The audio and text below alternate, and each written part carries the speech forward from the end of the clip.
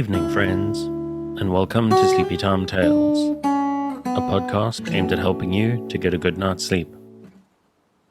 Do you find your mind plagued with the stresses of modern life, especially when the lights are out and you're trying to get a restful night? Does your spinning mind keep you awake? Follow my voice down the path towards a good night's rest. Listen to me tell a story that will keep your mind from wandering to your daytime problems. The ones you can't solve right now, and will be easier to solve while rested. Listen to my voice and allow yourself to drift, following the twists and turns of the story, but slowly letting go, and drifting into sleep. Before we get on with the show, I need to take a minute to thank everyone who has been listening to it since it started back in 2019. The people who have listened, shared, and supported the show in many wonderful and kind ways. This podcast is still around, thanks to you. It's thanks to your support, dear friend and listener.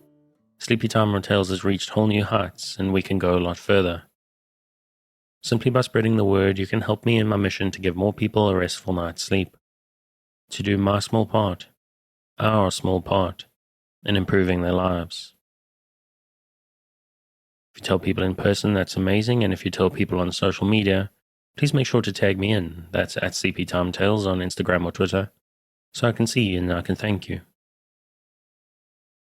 Further, if you'd like to support Sleepy Time Tales to help me keep it ad-free and going out to thousands of insomniacs like you, please consider supporting it on Patreon. That's at patreon.com/sleepytimetales. This is monthly support that not only helps me keep the lights on, but can get you fun bonuses based on how much you contribute. I've updated the monthly bonuses recently. The short story minisodes that go out weekly to $5 listeners, or supporters rather, have now become poetry readings, which seem to be doing quite well. This month I'm going into Walt Whitman. So last month was Emily Dickinson. There's a lot of fun stuff, and this month is something new. So if you're curious, take a peek. That's patreon.com/sleepytimetales or patron.sleepytimetales.net.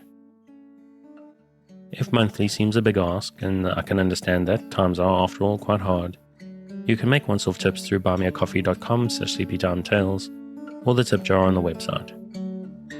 I also have some basic merchandise in a TeePublic store, which you can reach through the show notes or via the website at sleepytimetales.net.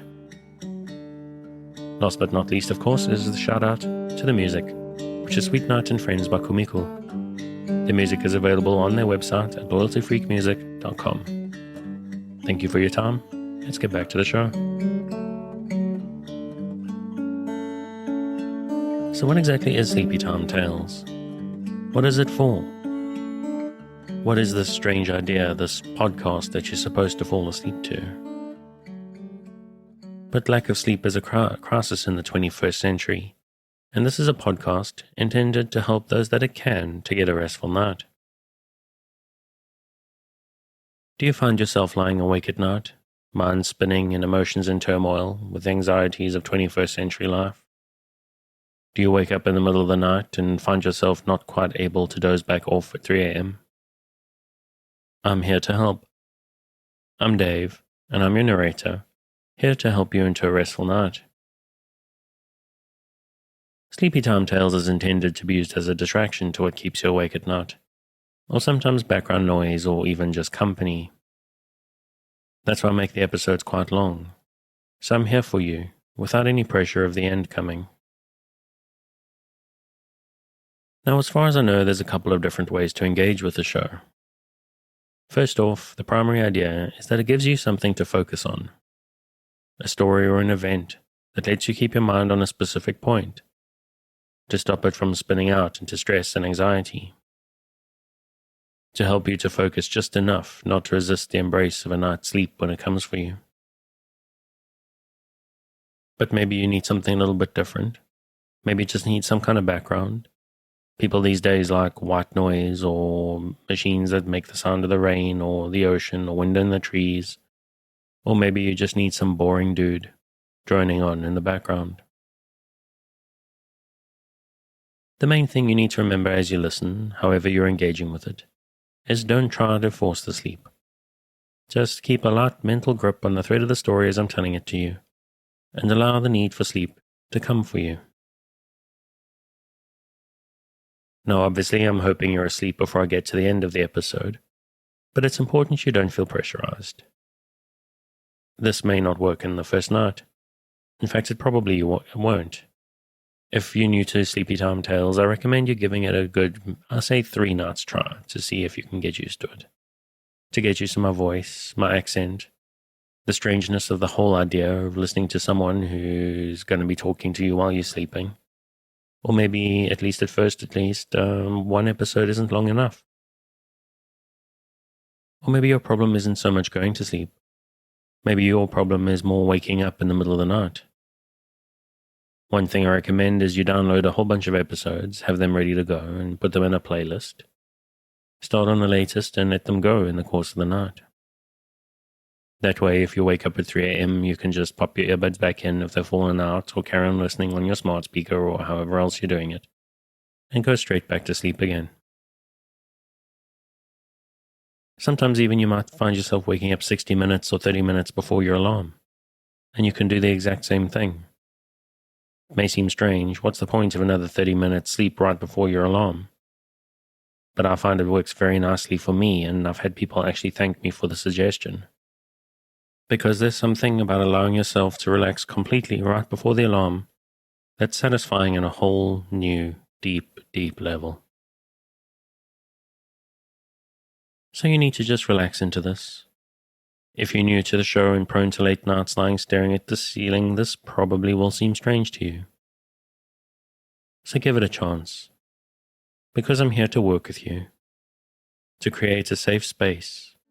A cocoon in which you can curl up and allow nature to take its course. So if you're still with me, thank you for staying. If you're already asleep, we'll chat again soon. And of course, you aren't hearing me, except maybe in a dream. This week we return to Women's Work in Music by Arthur Elson. Chapter 5. Other Musical Romances. Although some of the great composers remained unmarried, many of them were influenced by women, and the effect is frequently visible in their compositions. Dedications of musical works to women are apparently a matter of little moment, but often they are surface indications of some deep feeling underneath, which is expressed in the music. Especially will this be found true in Beethoven's case, but it applies also to Schubert and other composers. If George Friedrich Handel never married, it was certainly not from the lack of an opportunity to do so. In 1703, while still in his teens, he journeyed with his friend Matheson, who was in search of a post as an organist, from Hamburg to Lübeck. The place was occupied by the renowned Buxtehude, who was so advanced in age that he was forced to look for a successor. The 2 young aspirants tried the organs and clavicimbalos, but did not care to accept the post. It seems that one of the conditions bound the successful applicant to marry the organist's daughter, and neither of them showed the slightest inclination to take this decisive step. It is said of Handel that during his Italian trip he became engaged to the singer Vittoria Tressi, but his biographer Chrysander disbelieves the story, and the historian Burney speaks of an Italian count as her lover. According to the latter account, she behaved very generously, and tried to dissuade her noble admirer from a marriage that would disgrace him and his family. Finding him insistent, she left her house one morning, and for 50 ducats persuaded a baker's apprentice to marry her. The pair to live separately while the step would be used in dismissing the poor count. If she had really been engaged to Handel or had loved him, she might have had a husband at less expense. And probably a musician is a more valuable article than a baker's apprentice. During his long career in England, Handel was twice nearly married.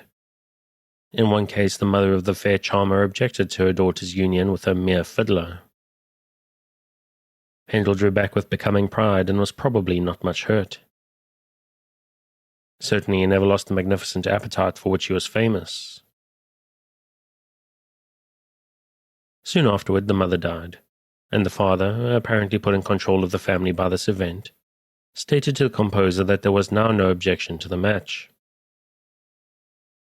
But Handel declined the offer, saying that it was too late. The situation was different from that at Lübeck, and his musical career now stood in the way of matrimonial ventures. At a later time he wished to marry a lady of wealth and position, but as she made it a condition that he should give up his profession, he declined to pursue the match. None of these women were of a special influence upon him or his music, and he composed his long series of operas and oratorios in complete bachelor freedom. Gluck owed much of his musical success to the aid of a woman. While in Vienna, gaining fame by his earlier works in Italian style, he won the interest and esteem of the ladies of the imperial court. Among them, the Empress Maria Theresa. He was chosen to direct music at court festivals, and after one of his later Parisian successes, the Empress honored him with the post of court composer. Gluck's wife had not the position or influence to help him in the musical side of his career, as Clara Wieck did Robert Schumann. But in the cultivated atmosphere of the court he found one woman who afterward aided him, with all the force of her rank and influence, his pupil, Marie Antoinette, the future Queen of France. Even at Vienna, Gluck was planning the reforms in opera that were to banish the prevailing vocal inanities from the stage and make his name immortal. He did not minimize the beauty of contemporary operatic music, but claimed that it consisted merely of a set of conventional arias and scenas, and that the music did not in any way emphasize or illustrate the meaning of the words. As in the well-known sextet from Lucio, which divides the sheep from the goats in our own day, the character of the music was often directly at variance with the spirit of the words. His memorable production of Orfeo, though not remodeling the world at a single stroke, won a full triumph, and showed all music lovers the force of the new theories. It was the French attaché de Rollet, accentuated by a sincere admiration of the Vienna master's works, who first proposed to have Gluck come to Paris. One of the directors of the Royal Academy of Music, to whom de Rollet addressed himself, made the matter public in France, but did not reply. After some time Gluck himself renewed the agitation for a hearing, with no better results. That his work was understood is shown by a note from the Academy to de Rollet, wherein one of the directors promises to accept Gluck's opera if he will contract to finish 6 more. For one such work would overthrow all the French operas produced up to that time. Finding the directors unable to come to a decision, Gluck appealed directly to the Dauphine, Marie Antoinette, who gave the necessary orders, removed all difficulties, and invited Gluck to the city, where she was to be his faithful friend and patroness through all struggles and trials. Of the success of Gluck in Paris, this is hardly the place to speak. Through all the intrigues of his musical enemies, the Queen remained a firm adherent of the new school. The contest was long and fierce. Singers left or pleaded some excuse at the last moment. Rival composers produced opera after opera in hope of eclipsing him. Critics, for and against, entered into a protracted war of words and wit. And finally, Gluck's opponents, under the lead of Madame du Barry, brought in the Italian Piccini with the avowed intention of obliterating Gluck's fame. Great as his genius was, he might have had a harder fight for justice, but for his firm friend at court. He always had access to the Queen, and was always accorded more respect at court than his rivals, Piccini or Sacchini. Realizing the worth of his own works, he often laid himself open to the charge of conceit, but the Queen was ever ready to defend him warmly.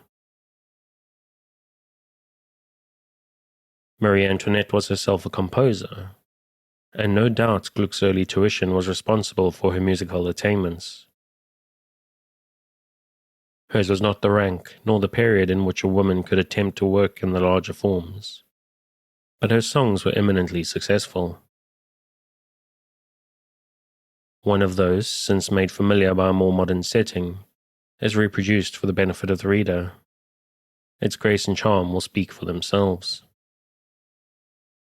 With Haydn and Mozart ranking among the married men, the next tonal master who claims attention is the great Beethoven. He was a mental giant, endowed with intense emotional vigor. Hearing inwardly the beautiful strains that he wrote down, dreaming of the millennium and human brotherhood, and expressing in the most heartfelt terms his yearning for the one and only love who would share his lot with him.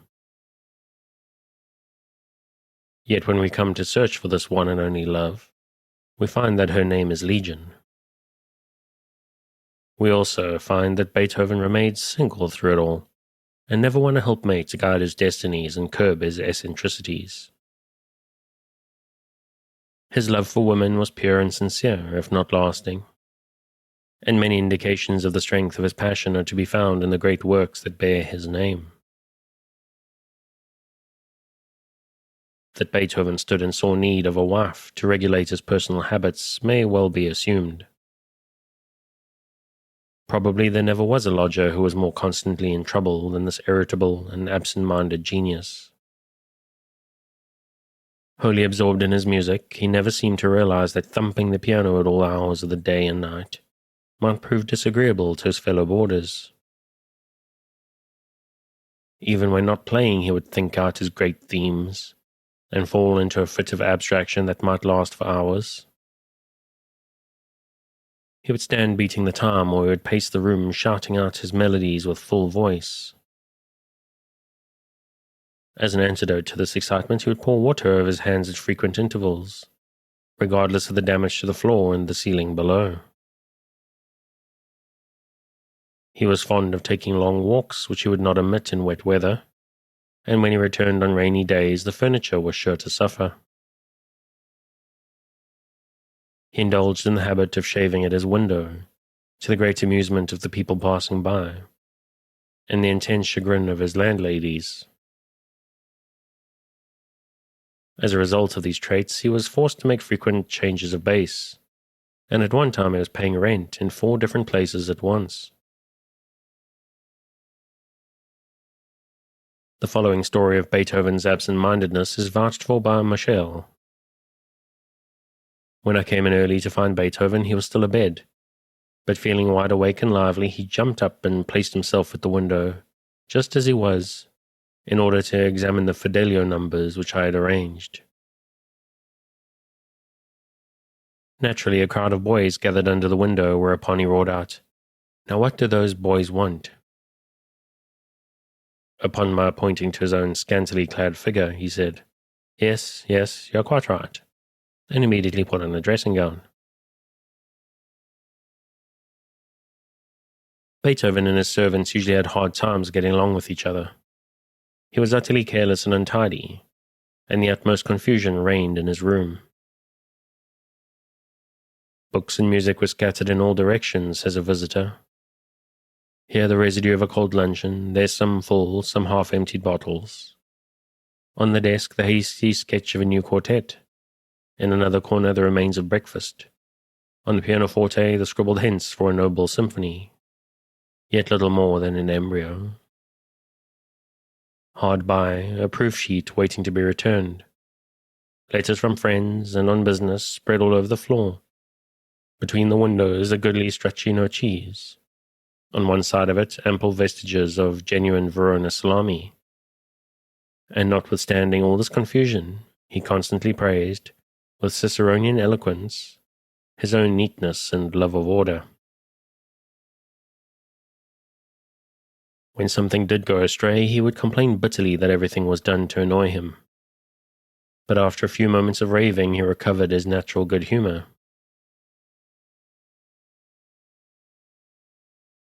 Though never married, Beethoven was always in love. He had several attachments during his youthful days in Bonn, though none were really serious.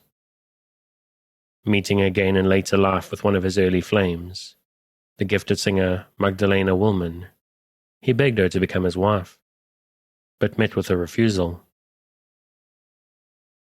He was very ugly and half crazy, she said afterward, in an excuse. Most of the objects of his later affections were women of rank and position, but in early years he fell prey to the charms of damsels in much more humble stations.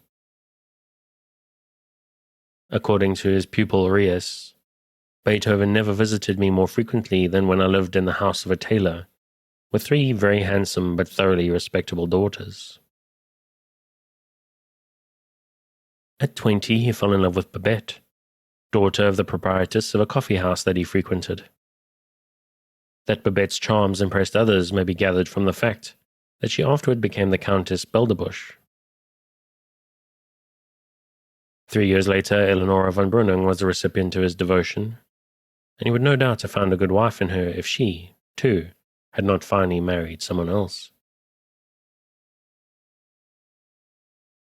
The next important figure on the list was the Countess Babette de Klevick, afterwards Princess Odeschalchi, to whom Beethoven showed his feelings in the shape of the sonata, Opus 7.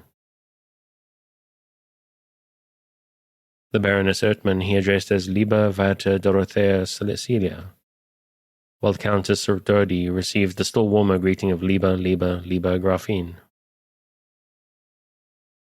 All of these women and many others were ready to stand almost any liberty from Beethoven, and they entertained the warmest affection for him. At a later date, the Countess Serdodi erected a temple in her park to the memory of Beethoven. That his affections were changeable, if intense, was admitted by the composer himself. On being teased about his conquest of a beautiful woman, he admitted that she had interested him longer than any of the others, namely 7 whole months. More serious was his feeling for the lovely young Countess, Giulietta Giucciardi, one of his pupils. Life has been made a little brighter to me lately, he writes, adding later, this change has been brought about by a dear, fascinating girl whom I love and who loves me. After 2 years, I bask again in the sunlight of happiness, and now for the first time I feel what a truly happy state marriage might be.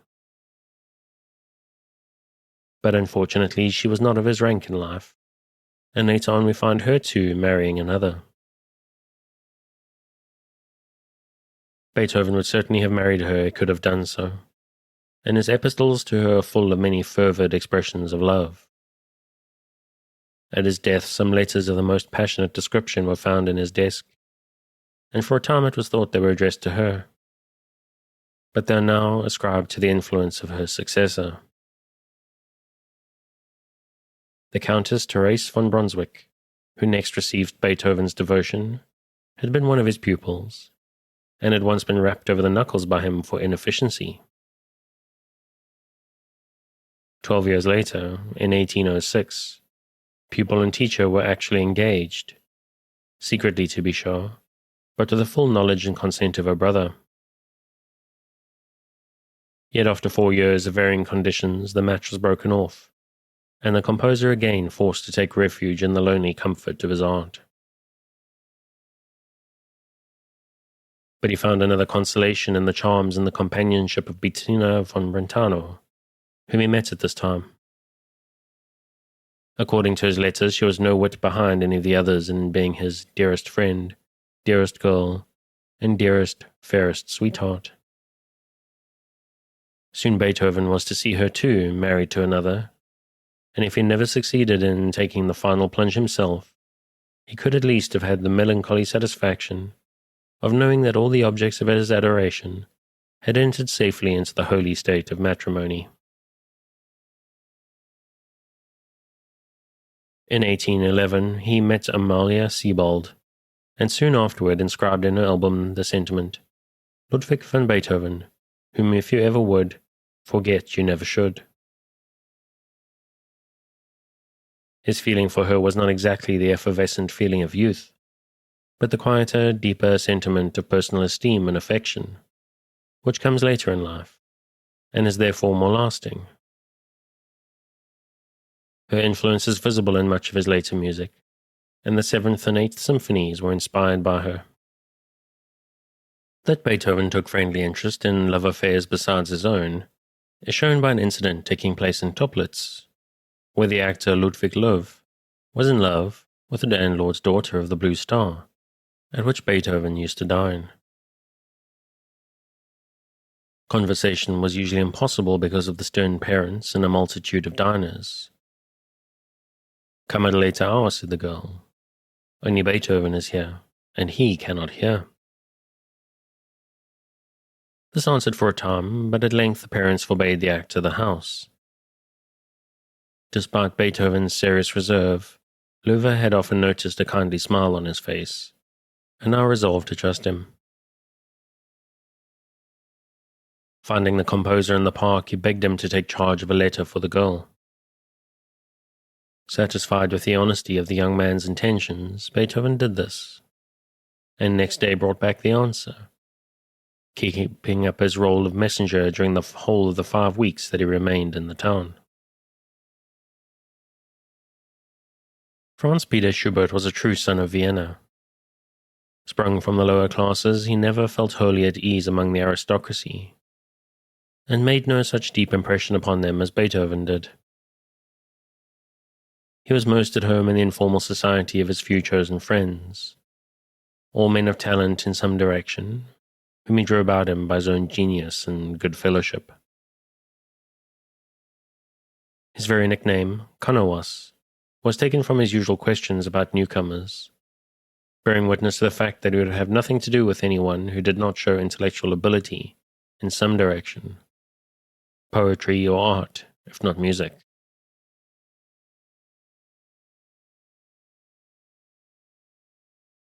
Schubert's brief schooling, where his natural gifts were left to flourish by themselves, was succeeded by 3 years of musical drudgery in the shape of school-teaching. But his genius was restless, and he threw up that post. How he existed during the next few years is a complete mystery. He lived for a while rent-free, and his wants were never many, but for some time he apparently got along with no income whatever. His fertility in composing songs showed itself already. His later feat of writing Hark, Hark the Lark on the back of a bill of fare, finishing it within half an hour of his first seeing the poem, is well known. It seems that he could forget as easily as he invented. At one time he sent a set of songs to his friend Vogel for inspection, but the latter was unable to look them over for 2 weeks. On finding one of his special interest, Vogel had it transposed to suit his voice and gave it to Schubert to play. The composer, after trying it, cried in admiration, "I say, that's not bad. Whose is it?" At last he obtained the post of private teacher in the family of Count Esterhazy. It was the Countess Caroline, younger of the 2 daughters, who was to become the object of Schubert's later adoration. On the first visit, however, she was only 9, and we find Schubert, with his usual taste, more at home with the servants than in the drawing-room. "The cook is a pleasant fellow," he writes. "The lady's maid is 30, the housemaid very pretty and often pays me a visit. The nurse is somewhat ancient, the butler is my rival, the 2 grooms get on better with the horses than with us. The count is a little rough, the count is proud, but not without heart, and the 2 young ladies good children." 8 years later he spent another period of 6 months at the chateau, and at this time felt the passion for the young countess that had been so often alluded to in his biographies. According to Bauernfeld, she inspired an ideal devotion that sustained and comforted him to the end of his life. There can be no doubt that etiquette and their difference in position prevented much between the 2, but his devotion was apparently as lasting as it was unselfish. According to Kreisel, it found expression once, on her asking him, in jesting reproach, why he never dedicated anything to her. "Why should I?" came the reply. "Everything I ever did is dedicated to you." One of his posthumous works bears her name, which would hardly have been printed unless found on the manuscript in the handwriting of this greatest of tone poets. Mendelssohn came of a family that boasted an eminent intellectual leader of Judaism, in the shape of Moses Mendelssohn, the composer's grandfather. Abraham, the father, brought up his two children, Fanny and Felix, in the Lutheran faith.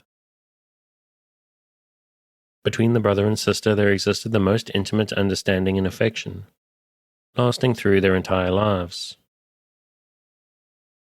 Both were musically gifted, possessing delicate hands and taper fingers that were often spoken of as if made expressly for playing Bach fugues. Growing to maturity in the delightful family atmosphere that characterizes the better class of Jewish people and their descendants, Fanny Mendelssohn met and loved the young painter, Wilhelm Hensel.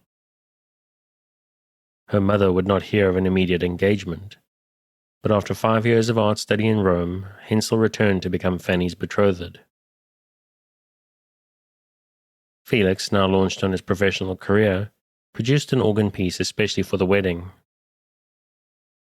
Another work for family use was his cantata or opera, Son and Stranger, composed for the silver wedding of his parents.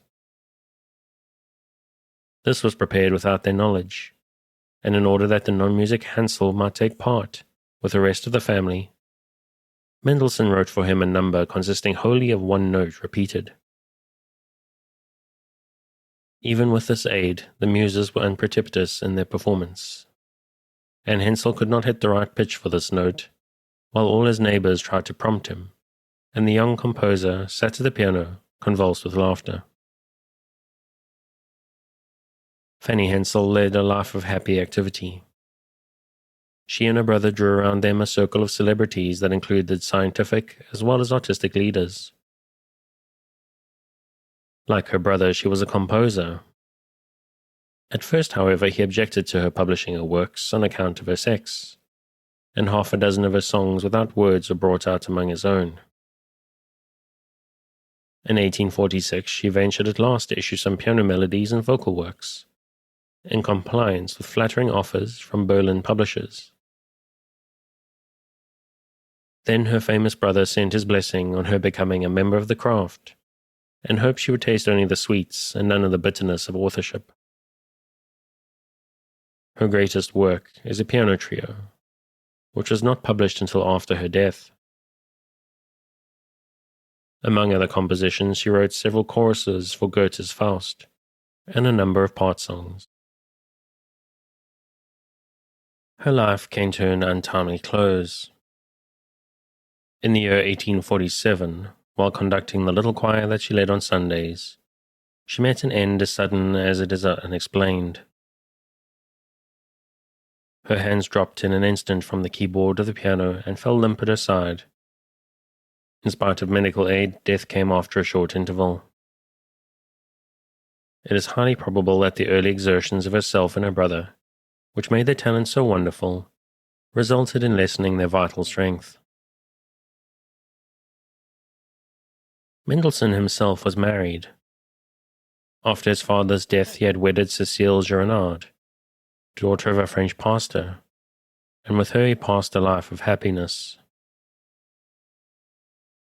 Fanny speaks in admiration of her beautiful eyes and expression, and praises her constant gentleness, which so often soothed her brother's nervous and irritable moods.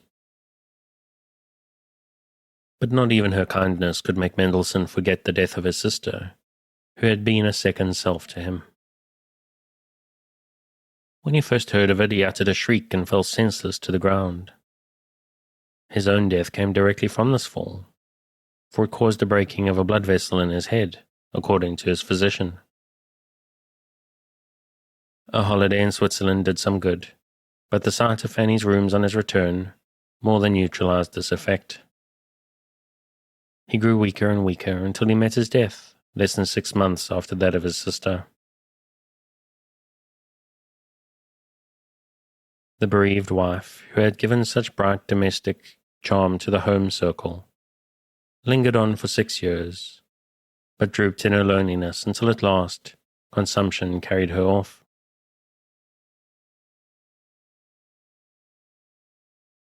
In direct contrast to the clean and sunny happiness of Mendelssohn is the passionate and morbid aestheticism of Chopin. Like Beethoven, the Polish pianist never married. But unlike Beethoven, he was not actuated by the highest of ideals. The first object of his devotion was the young soprano Konstancja Klalikowska, who was just ready to graduate from the Warsaw Conservatory when he was attracted by her. He became her champion in criticism, and his letters are full of emotional outpourings about her. He gave concerts with her, and found some moments of real bliss in her society, but she finally married another. A second affair was his love for Marie Wodzinski, whom he had known in childhood and met at Dresden. She was just 19 and endowed with charming beauty. The pianist-composer spent many an evening with her at the house of her uncle, and often joined the family in their walks. But this affair too came to no result. The hour for farewell struck. She gave him a rose, and he improvised a waltz for her. This waltz, which he afterwards sent her from Paris, was the one called L'Adieu. That Chopin was fickle in his passions is shown by the anecdote of George Sand's. According to her, he was in love with a young Parisienne, who received him very kindly. All went well until one day he visited her with another musician, who was at that time better known than Chopin in Paris. Because the young lady offered this man a chair before thinking of asking Chopin to be seated, he never called on her again, and apparently forgot her immediately. George Sand avers that during this period he was considering a marriage in Poland, but other acquaintances do not confirm this part of the story. During the 10 years passed together by Chopin and George Sand in Mallorca, Genoa, Nohant, and Paris, Chopin produced more of his important works. How much they were inspired by her no one can say, but it is certain that her care of him in his usually ailing condition must have been of great aid to him. It is certain that she became an integral part of his life, for he did not survive their separation longer than 2 years. This separation, at any rate, was responsible for some of the Polish master's compositions, for he comforted his wounded spirit by pouring out his emotions in such works as the great A-flat Polonaise. A figure of lesser though more recent prominence was Sybil Sanderson. Her fame on the operatic stage is a matter of the present, in spite of her death. She inspired the composer Jules Massenet to produce many of his best works, notably the opera Esclarmonde, which was written with her in view as performer. Another tribute to her is found in the song Femme immortelle était. These are but a few of the more important instances in musical history, which go to show that woman's influence is responsible for many works in connection with which her name does not appear at first glance. The actual women composers, however, form a long and honorable list, and are by no means confined to the present period of female emancipation. Chapter 6. England. England's period of musical greatness has been said to be the past and the future.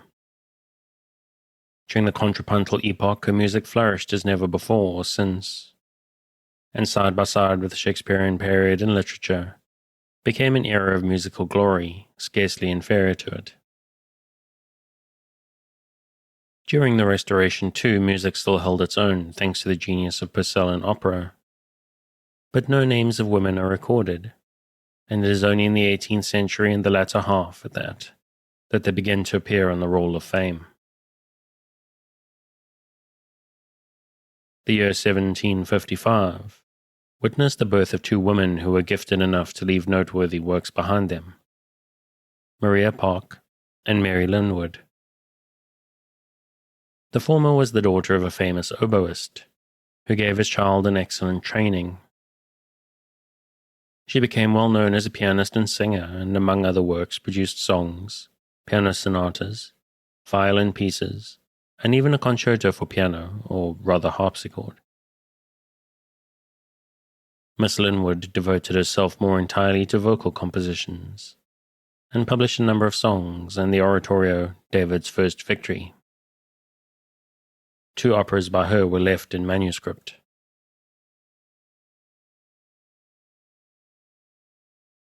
Mrs. Chazal, who flourished at a still earlier date, won reputation as an orchestral conductor. This work is hardly deemed to come within women's sphere, but the many choral and orchestral festivals of England offered her a better chance in this direction than her sisters in other lands could obtain. Mrs. Chazal's works included overtures and an organ concerto, as well as piano and violin music. Organ compositions seem to have been fairly numerous in England 100 years ago, and we find Jean-Marie Guest, daughter and pupil of a well-known organist, writing a number of voluntaries and other selections, also some manuscript concertos and some piano music. Other instruments were not neglected, as may be seen from Anne Valentine's 10 Songs for Harpsichord and Violin, published in 1798. Another good organist was Jane Clark, who issued a setting of psalms as sung at Oxford in 1808.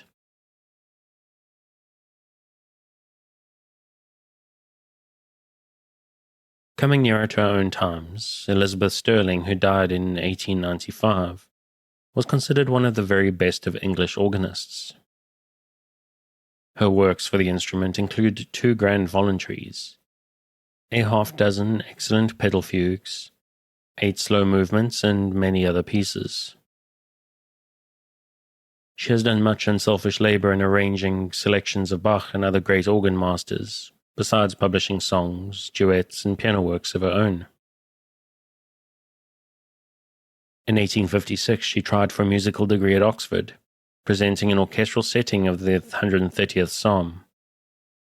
But although the work won high praise, no authority existed for granting a degree to a woman. Marion Miller, a composer of songs and orchestral works, met with more success in hunting for the coveted Bachelor of Music, and obtained it by applying to Victoria University. Augusta Amherst Austin, another organist, has written songs and hymn tunes, while Elizabeth Mounsey, also a performer, has published songs and piano pieces as well as organ works. Anne Shepherd Mounsey, afterwards Mrs. Bartholomew, a sister of Elizabeth, is mentioned by Spohr as a child prodigy. He was a friend of Mendelssohn, who wrote his Hymn of Praise for her sacred concerts in London. A set of 34 original tunes and hymns may be classed as organ work, but her greatest effort took the shape of an oratorio, the Nativity. She also wrote a sacred cantata and many lesser vocal works, including excellent solo and ensemble songs. Emma Mandela received an education both long and broad, and brought forth part songs, piano pieces, church music, and an oratorio. The Victory of Song. Elizabeth Annie Nunn also produced religious works, and besides songs and various church music, published a Mass in C. And I think I'm going to leave it there tonight. If you would like to pick up where we're leaving off, and we are finally actually leaving off at the work of actual female composers as opposed to wives, mothers, and spouses and sisters that we started out with, you can, as usual, pick it up on Project Gutenberg at the link in the show notes. Thanks again for joining me on this episode of Sleepytime Tales, the podcast designed around a bedtime story to help you to get a restful night. New episodes will be released every Sunday night to give you something fresh to help you rest in a new week. but make sure to subscribe in whatever service you use so that you get your new episodes whenever they come out. A reminder that the music for tonight is Sweet Night and Friends by Kumiko. Check out more of their work on their website, which you'll find linked in the show notes. Good night, and sweet dreams.